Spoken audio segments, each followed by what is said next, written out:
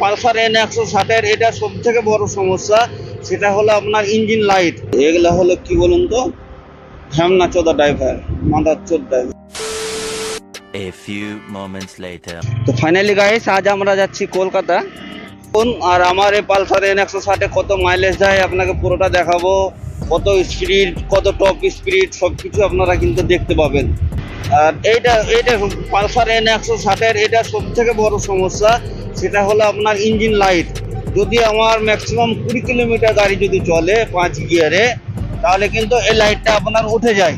আমি একবার আপনার শোরুমেও কন্ট্যাক্ট করেছি, যে শোরুমে গেছিলাম, আমি বললাম যে এরকম হচ্ছে যে গাড়িটা আমার যদি 20 কিলোমিটার যদি গাড়িটা চলছে 5 গিয়ারে, তাহলে কিন্তু আপনার ইঞ্জিনটা ওভারহিট অনেক ওভারহিট হচ্ছে। তো এটা তখন কিন্তু লাইটটা জ্বলে উঠছে। তো বলছে এটার জন্য কি কোনো সমস্যা হচ্ছে তোমার গাড়িতে, কি কোনো বন্ধ হচ্ছে বা